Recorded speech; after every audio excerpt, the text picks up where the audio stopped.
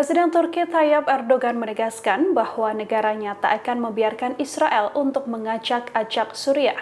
Kini Erdogan menegaskan bahwa keamanan dan stabilitas Suriah ada di tangan Turki. Hal ini disampaikan oleh Erdogan dalam forum diplomasi Antalya pada Jumat 11 April 2025. Erdogan pun sepakat pada Presiden Amerika Serikat Donald Trump dan Presiden Rusia Vladimir Putin bahwa serangan Israel terhadap Suriah dan Lebanon melemahkan perjuangan melawan ISIS. Dikutip dari Al Jazeera, Erdogan menekankan bahwa peluang kembali membangun perdamaian di Suriah tak boleh disia-siakan. Untuk itu Erdogan tegas menyebut bahwa dirinya tak akan tinggal diam dengan upaya Israel yang mencoba melemahkan revolusi 8 Desember. Pasukan Israel pun kini menarik semua kekuatan militernya di Suriah lantaran tidak mendapatkan dukungan dari Amerika Serikat. Negara yang selama ini bersekutu dengan Zionis ini justru mengambil dukungan untuk Turki yang menguasai wilayah Suriah. Dari laporan Times of Israel, Israel sendiri dipaksa menyesuaikan diri atas pengaruh Turki yang besar di Suriah. Israel kini tak punya pilihan dan mau tak mau mengikuti Presiden Turki Erdogan. Hal ini setelah Presiden Amerika Serikat Donald Trump menyarankan Netanyahu tidak menyerang Turki dan bersikap baik.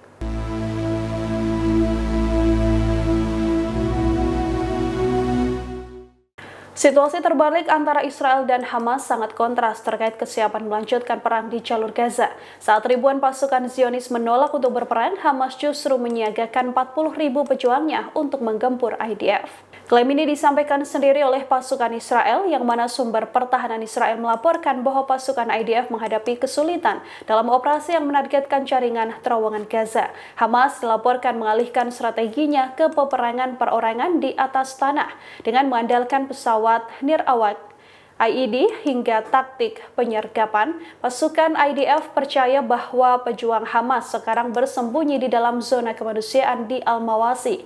Di satu sisi, situasi terbalik dialami oleh pasukan Israel. Pasukan Zionis mengalami krisis setelah ratusan tentara mereka menolak berperang di jalur Gaza. Ribuan pilot tempur Israel menuliskan petisi dan menolak berperang di jalur Gaza. Media Israel juga melaporkan bahwa ratusan tentara cadangan dari unit intelijen bersama sekitar 2.000 anggotanya ikut menandatangani petisi protes yang menuntut diakhirinya perang di jalur Gaza. Pada hari yang sama, lebih dari 150 mantan perwira Angkatan Laut dan puluhan dokter cadangan menandatangani surat petisi yang diterbitkan sehari sebelumnya.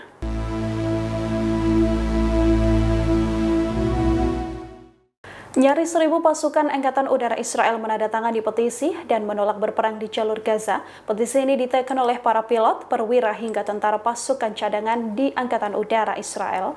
Dari laporan media lokal Israel disebutkan bahwa total ada 970 awak tentara cadangan aktif dari Angkatan Udara yang menandatangani surat penentang perang. Dalam petisi ini disebutkan bahwa mereka hanya mau melayani kepentingan politik, bukan masalah keamanan. Angkatan Udara Israel pun buru-buru melayangkan ancaman pemecatan terhadap para anggotanya yang menandatangani petisi tersebut. Kini Israel juga telah menghubungi para personel kesatuan dan meminta para pilot yang menandatangani petisi menolak perang untuk tidak lagi bertugas karena telah dipecat.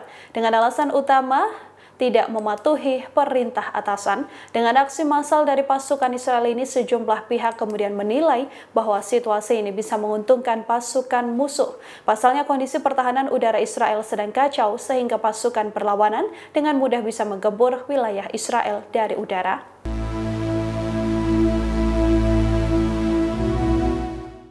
Pasukan keamanan Tel Aviv menegaskan bahwa pasukan militernya hanya bisa menggempur 25% terowongan Hamas di jalur Gaza, meskipun semua persenjataan dan kekuatan militer dikerahkan sejak Oktober 2023 silam. Channel 12 Israel melaporkan bahwa Israel selama ini gagal menghancurkan terowongan Hamas yang memanjang dari wilayah Mesir.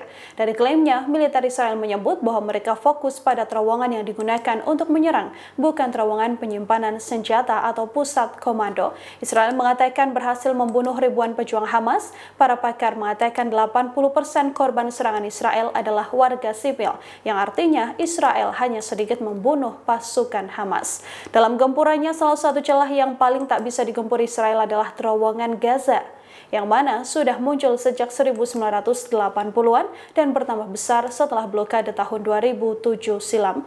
Terowongan yang menghubungkan Gaza, Mesir muncul sejak 1980-an namun bertambah besar setelah diblokade ekonomi Israel tahun 2007. Terowongan ini berfungsi sebagai sarana menyelundupkan makanan, obat-obatan, dan juga bahan bakar. Download Tribun X sekarang, menghadirkan lokal menjadi Indonesia.